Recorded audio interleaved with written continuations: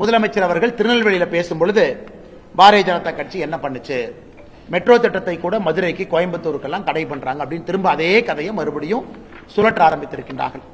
உங்களுக்கு தெரியும், அதிகாரப்பூர்வமாக தமிழ்நாடு பாரதிய ஜனதா கட்சி கோயம்புத்தூர் மதுரைக்கு மெட்ரோ வேண்டும்.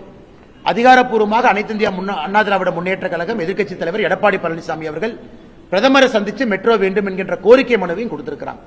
அதனால மெட்ரோ கண்டிப்பாக கோயம்புத்தூருக்கும் மதுரைக்கும் வருவது உறுதி. ஆனால் நாங்கள் கேட்பது முதலமைச்சர் அவங்க கிட்ட, மெட்ரோ நீங்க சப்மிட் பண்ண வரைவு அறிக்கை, டிராஃப்ட் ப்ரொபோசல் அல்லது டீடைல்டு ப்ராஜெக்ட் ரிப்போர்ட், நீங்க என்ன பேர் வச்சாலும் கூட அதை மத்திய அரசு திருப்பி அனுப்பியிருக்காங்க. அனுப்பி இந்த ரிப்போர்ட்டை சரி பண்ணி திருப்பி அனுப்புங்கன்னு கேட்டாங்க. இன்னைக்கு ஆட்சி மன்றத்தில் இருந்த நீங்கள் அந்த ரிப்போர்ட்டை திருப்பி அனுப்பிச்சீங்களா இல்லையா மக்கள் மன்றத்தில் சொல்லுங்க. அதாவது மத்திய அரசு உங்களுக்கு திருப்பி அனுப்பின கடிதத்தில் இந்தந்த லாக்குனா இருக்கு, இந்தந்த ப்ராப்ளம் இருக்கு, குறிப்பாக கோயம்புத்தூரை பொறுத்தவரை என்னென்ன பிரச்சனை இருக்குன்னு மென்ஷன் பண்ணியே கொடுத்தாங்க.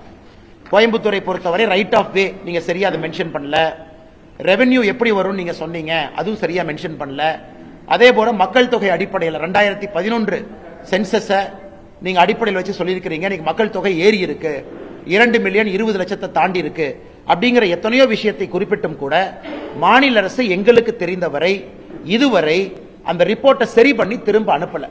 அப்படி இருக்கும் பொழுது திராவிட முன்னேற்ற கழகத்துக்கோ முதலமைச்சர் ஐயா ஸ்டாலின் அவர்களுக்கோ மெட்ரோவை பற்றி பேசக்கூடிய எந்த அருகதையும் இல்லை என்றுதான் நாங்கள் சொல்லுகின்றோம், நாங்கள் கருதுகின்றோம். தமிழக மக்கள் அப்படித்தான் நினைக்கிறாங்க.